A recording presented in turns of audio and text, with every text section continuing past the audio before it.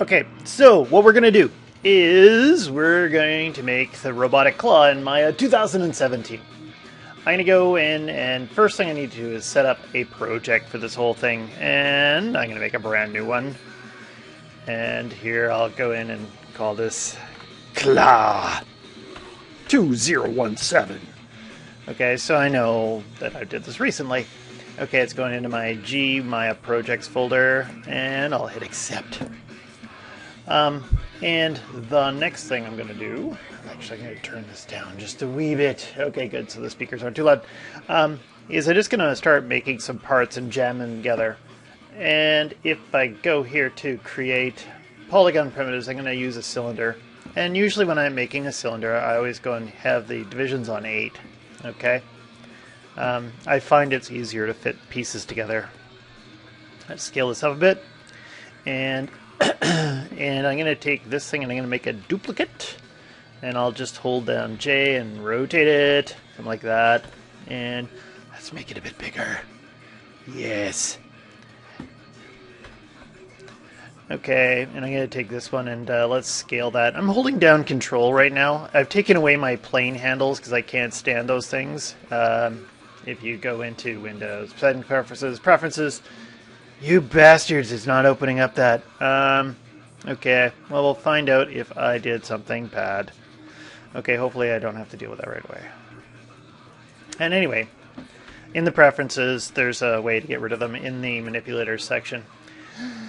And I'll just put on the wireframe here so you can see what's happening. I want to go in and subdivide this up a little bit so that when I make a Boolean, it's going to work better. And I'm going to go and use the Insert Edge Loop tool, and I'll pop in a loop, switch to my Move tool, and then I can go over here and hit Multi and add another division. And this is going to fit really nicely when I Boolean. I'm just going to take these two objects, and I'm going to go Mesh Booleans, and I'm going to make a union. Okay, and then I'm going to grab my multi-cut tool, and I'll just kind of cut across here like this. Left click, right click, that finishes it off, and I can keep going, and I can do it relatively quickly. Now, something I've noticed, because I've done this shape a few times and played around with this, like, first off, this is kind of nice how I've made these pieces fit together, okay? Two cylinders, but I notice when I press 3, I always have this weird problem here, okay?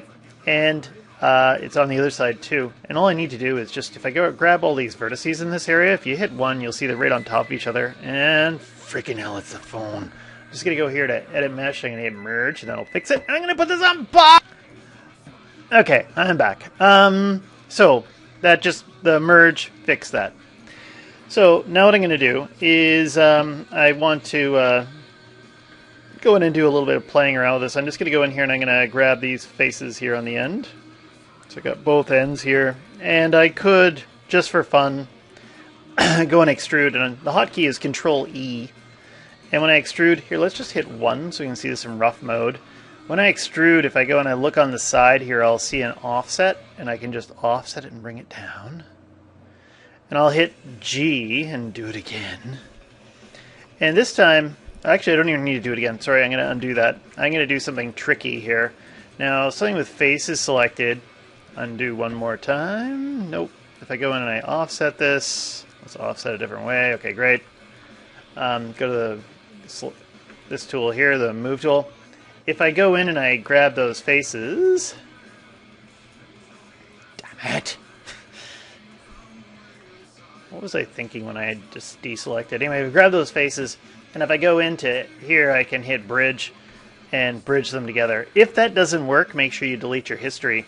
When I do the bridge, I want to make sure that I have an even amount top and bottom here, so I can add divisions. There we go. Whoop. Okay, so now I've kind of got an interesting part.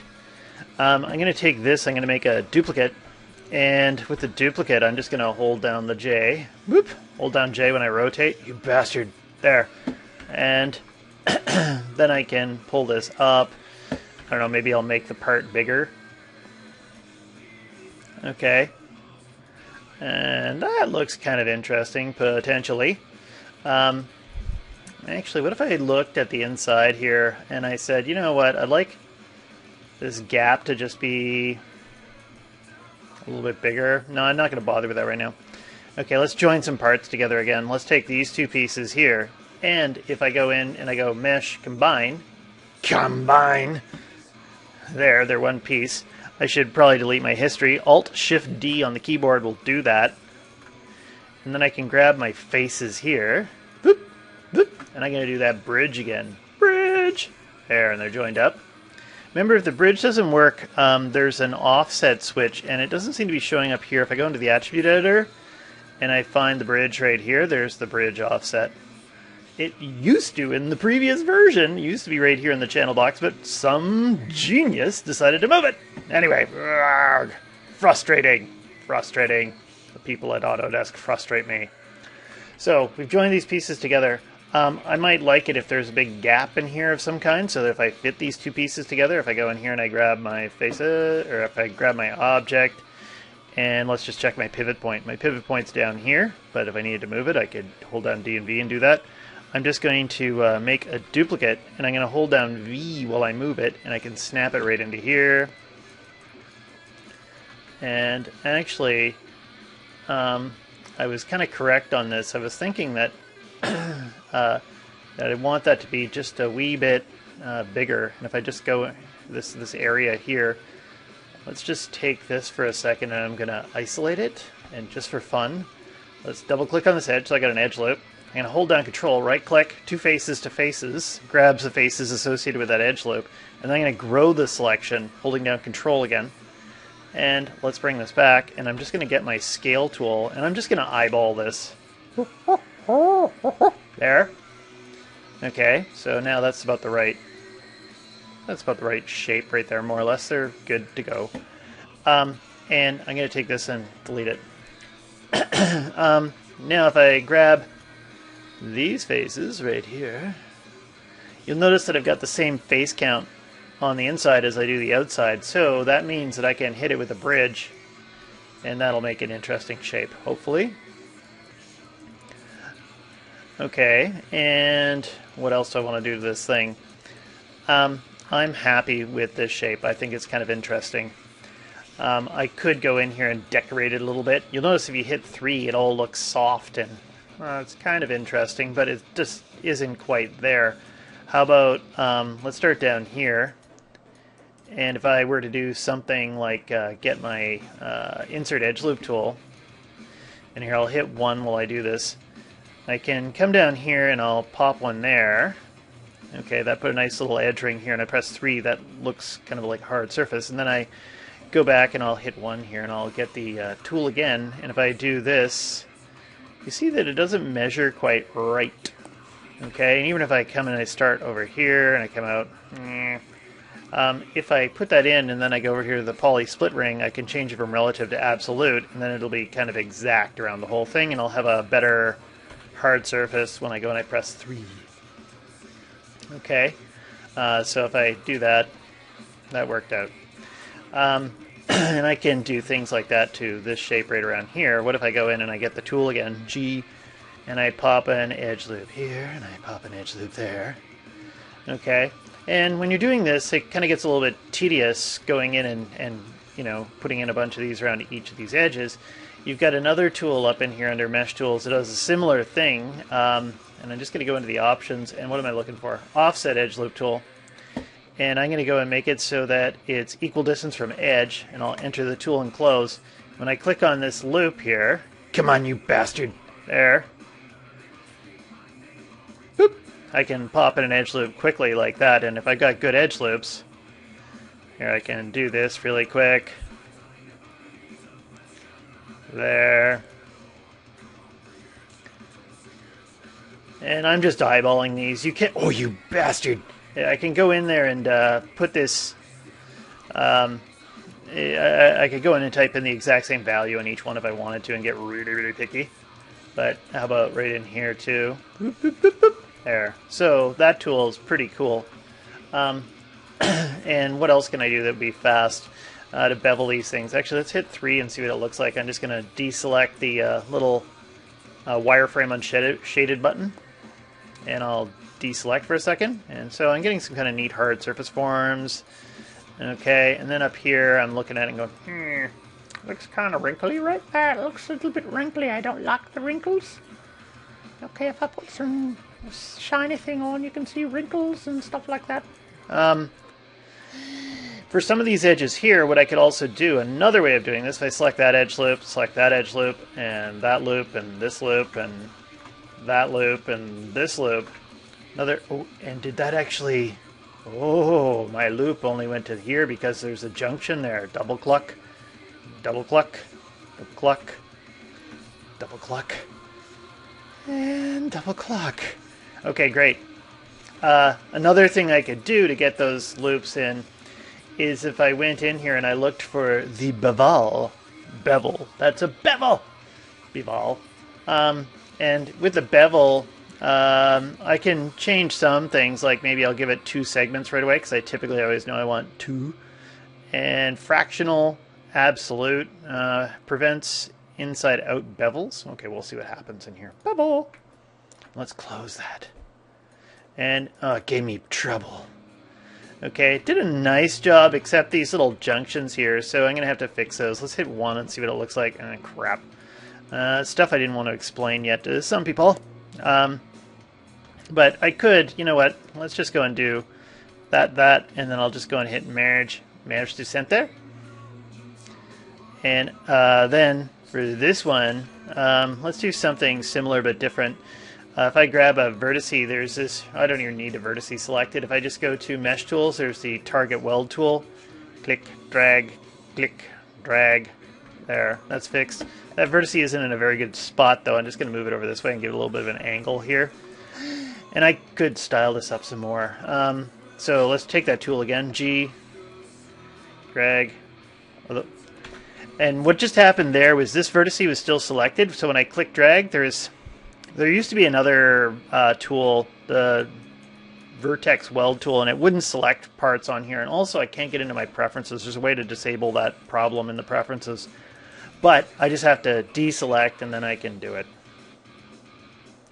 More stuff I can complain about. That's all my life is complaints about this software and what Autodesk has done to it.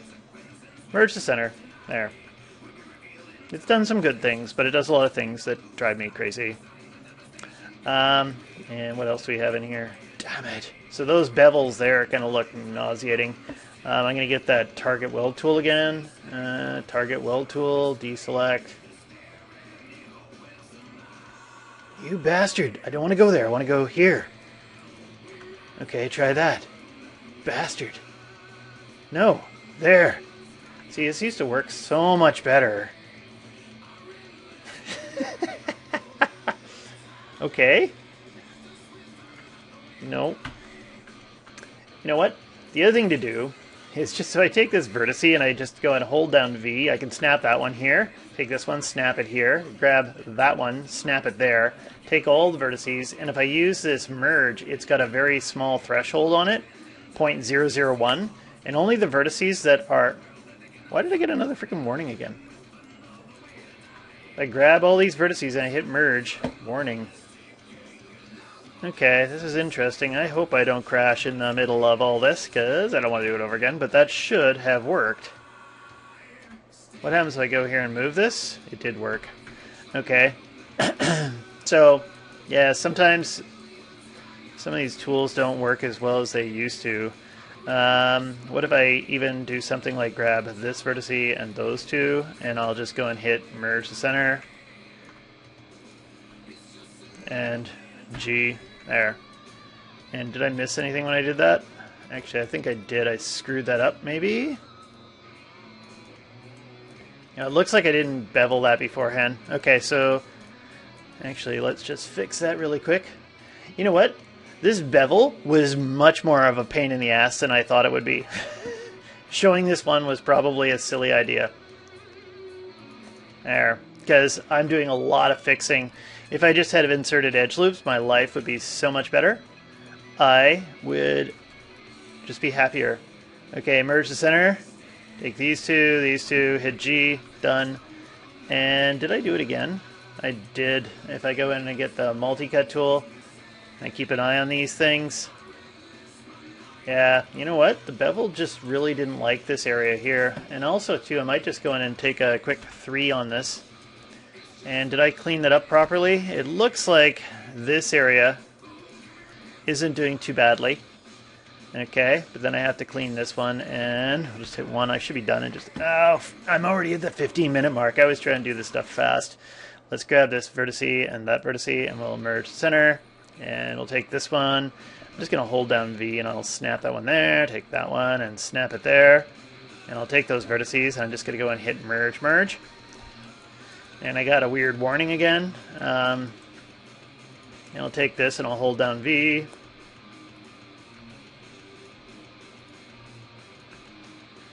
And if I just take these and I go ahead and I hit G, that'll be the merge. That will be the merge. There. And let's see what happens when I press 3. And there's another one I missed over there. And so if I take this vertice, that one, and I use merge to center, take this one. I'm just going to turn that move tool off so I can get these 3, and then I'll hit G. There we go. So now I've cleaned it up. Okay, so actually it's probably good that you saw me have problems. And then I can also take this thing and I will hit Alt-Shift-D and delete my history. And I should name this ARM01. Okay, and I'm going to save it. File. Save scene as, and I'll give this, save this in my ASCII, and I'll call it ARM01 underscore. Actually, if I call this claw01, that makes more sense. And then I go and I give that a, I'll just call that underscore arm, just letting myself know that's what I modeled. Continue. And I'll stop this video right here.